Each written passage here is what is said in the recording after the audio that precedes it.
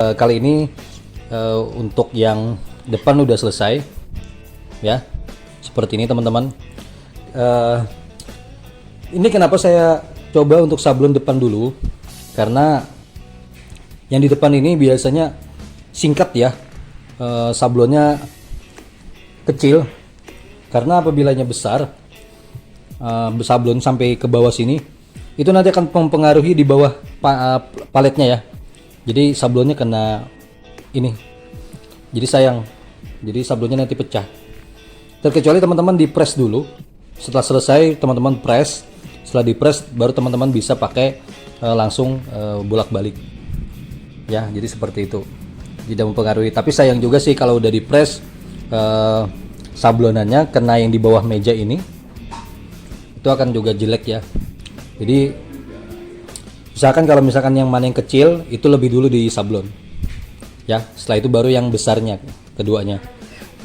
Yang blok depan seperti sebelumnya sudah saya sampaikan yang cara settingannya ya. Sini dengan expand ya, teman-teman bisa lihat. Ini karena putih cukup satu kali aja, satu kali balur dan satu kali gesut udah solid ya, karena dia putih. Kalau untuk yang putih tetap kita pakai ya tinta putih, jadi tanpa pakai dasar putih kaos. Oke teman-teman, kita lanjut untuk yang step 3 nya di bagian di belakang ya. Ini kita teruskan aja untuk yang proses sablon depan. Oke teman-teman, simak aja. Oke, ini dia teman-teman, karena akan saya jelaskan satu-satu ya untuk sablonnya. Ini sedikit miss, jadi saya agak kurang ya untuk expandnya agak kurang.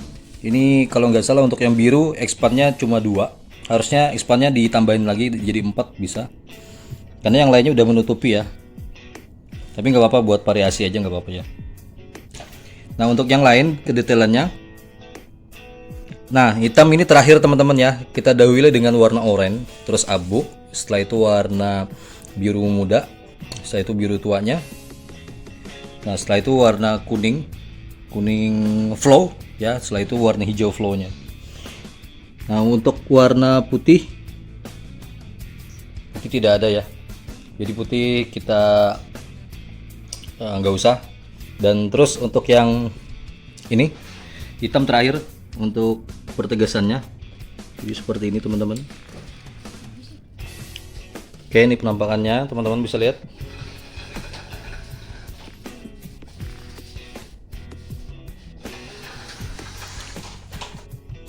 Oke, sangat bagus ya teman-teman.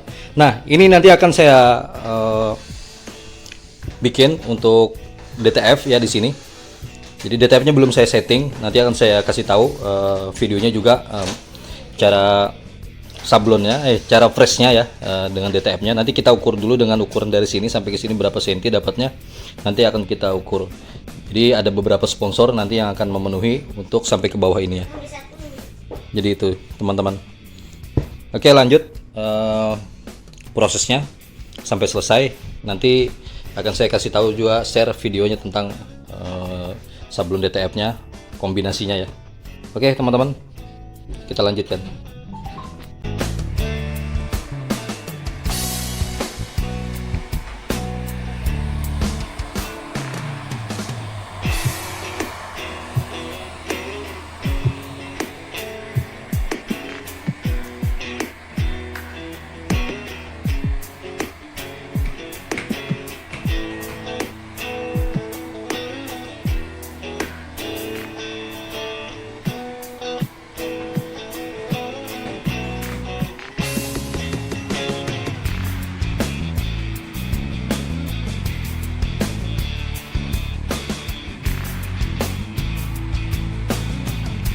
Nah, ini kaos untuk yang polosan ya, yang udah kita sablon manual ya.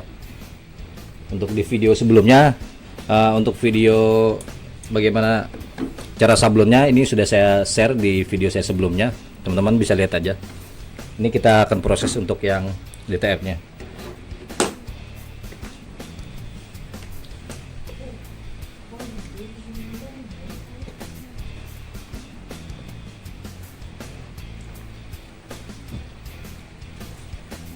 Nah, ini teman-teman, ini udah saya siapkan yang tadi untuk contoh susunannya ya, agar tidak tertukar. Kita taruh aja dulu.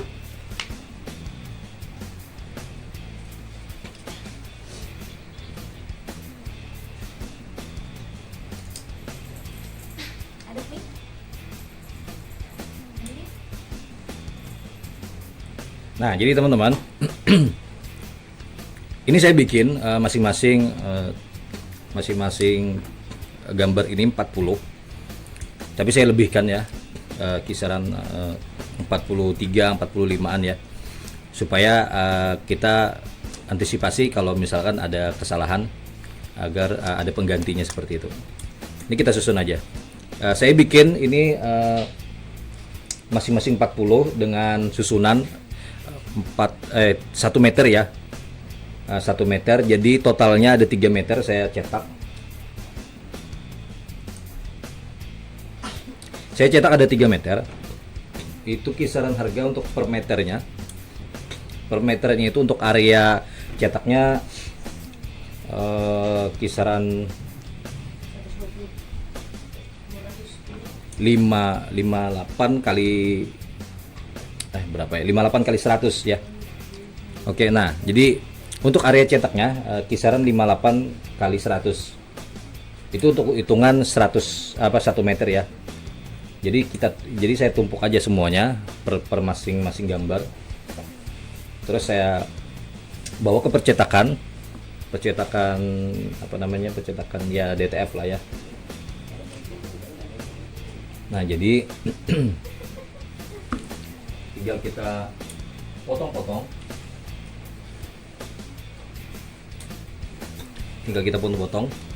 Oke, ini sudah saya siapkan teman-teman. Nah, masing-masing sudah saya potong. Jadi saya siapkan per gambar, sudah saya susun sesuai dengan yang ini tadi ya. Jadi kita tinggal siapkan area cetaknya di sini. Jadi seperti itu.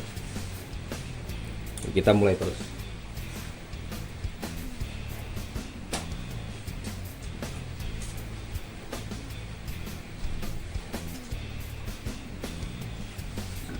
Kita akan susun satu-satu sesuai dengan gambar ya.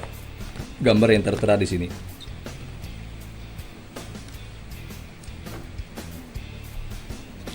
Dikira-kira aja ya teman-teman, bagaimana susunannya. Asalkan yang penting pas.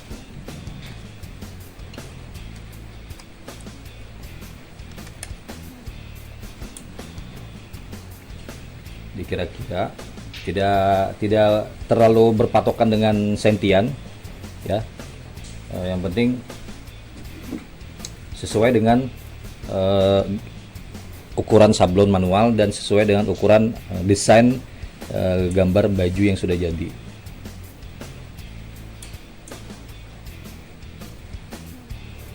Nah, ini adalah jenis usaha untuk yang paling mudah ya teman-teman.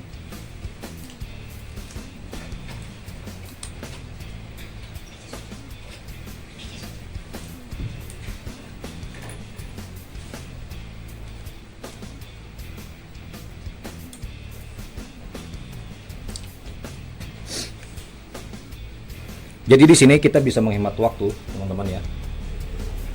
Menghemat waktu pengerjaan kita.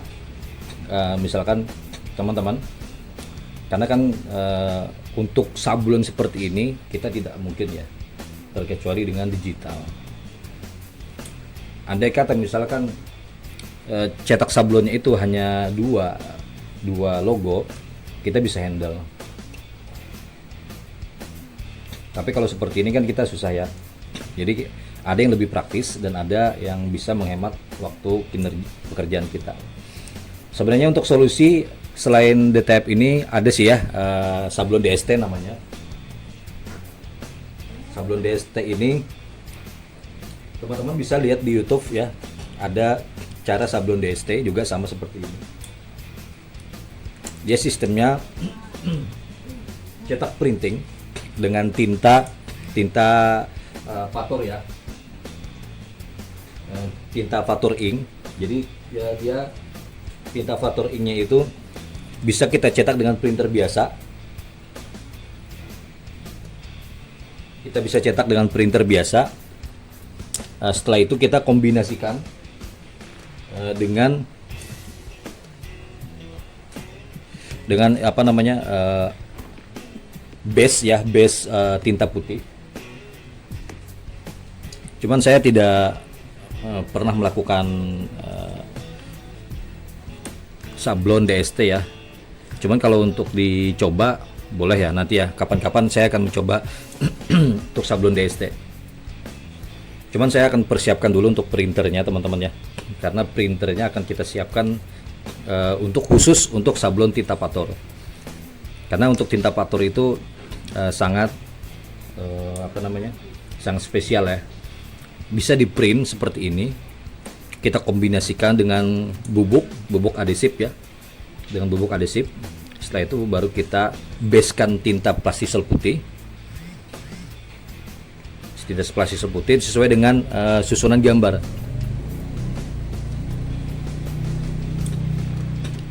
Medianya nanti itu disablon dan dipanaskan atau ditempelkan di meja sablon atau di valet meja sablon ya. Tidak bisa langsung dipres di tempat alat press ini. Kalau DTF kan bisa ya, mudah ya, tinggal kita susun di sini, dia sangat mudah. Tapi kalau untuk yang sablon DST, teksturnya dan cara pengerjaannya harus di tempat palet sablon, meja sablon ya, atau di meja rel seperti itu. Dia sistemnya seperti printer biasa, namun dia ditempel dan di printer dengan di print seperti printer biasa tintanya. Cuman untuk pengerjaan lebih agak rumit juga sih kalau DST ya. Tapi kalau DTF kan kita tinggal print aja di tempat percetakan.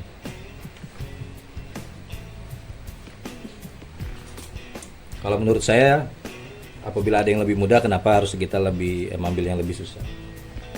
Terkecuali terkendala biaya. Kalau untuk fasilitas percetakan banyak di tempat kota-kota teman-teman, lebih baik saya sarankan DTF ya. Tapi kalau untuk yang biasanya, kalau akses teman-teman jauh dari perkotaan, percetakan ya, saya saran sih bisa menggunakan DST ya. Kalau misalkan bingung apa itu DST, teman-teman bisa buka di YouTube cara sablon DST.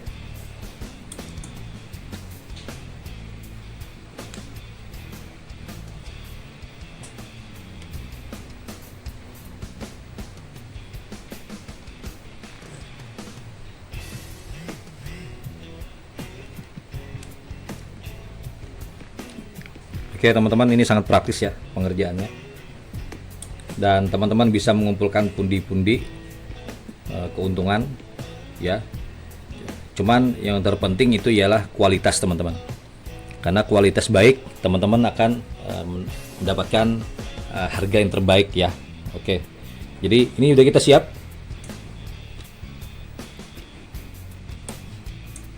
Nah, ini kita langsung press teman-teman. Oke, susunannya tadi seperti ini. Ya, susunannya seperti ini, pas ya. Oke teman-teman, sekarang ini udah siap, kita langsung press dengan temperatur 160 derajat dengan waktu 5 detik ya. Jadi 5 detik sudah cukup, yang penting udah nempel dan nanti kita kelupas. Setelah dikelupas maka itu nanti akan beres ya, tinggal kita press yang kedua kalinya nanti. Oke, nah ini saya cetak untuk memperlihatkan susunannya. Jadi kombinasi antara sablon manual ya, Plastisol dengan DTF ini. Oke. Kita press dulu.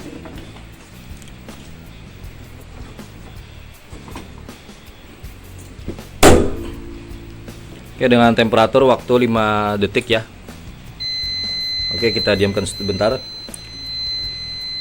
Oke, kita buka.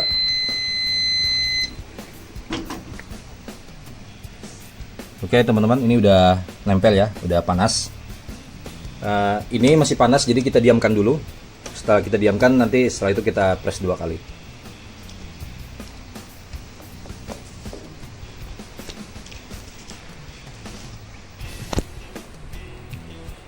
Oke, ini nanti tinggal kita kelupas saja.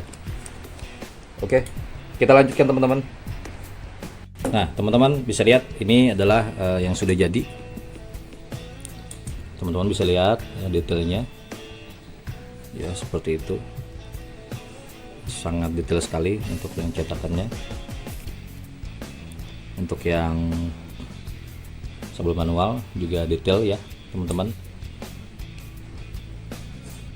Oke, dan untuk sablon manualnya teman-teman bisa lihat di video saya sebelumnya.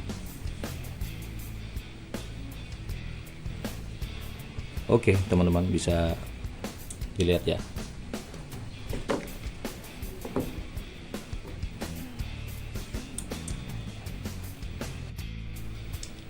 Oke teman-teman, itu tadi tentang proses sablon ya. Ini mohon maaf kameranya di bawah ya, jadi agak apa namanya, nggak bener ini proses kameranya. Oke, itu saja tadi proses bagaimana cara kinerja sablon ya, dari sebelum prosesnya, proses sablon, proses simulasinya, dan proses kombinasinya. Sebenarnya teman-teman ya, yang penting kita utamakan kualitas ya. Kita bilang ke customernya untuk kinerjanya, untuk lebih cepat kita akan lakukan kombinasi sablon. Jadi kita kasih tahu ke customernya sablon seperti ini, seperti ini, seperti ini, jenisnya, bahannya ini ya. Jadi apabila teman-teman sudah deal dengan customernya, baru kita bisa lakukan. Yang penting kualitas baik ya. Teman bisa lihat ini. Oke, bagus jadinya ya hasilnya ya. Oke, teman-teman yang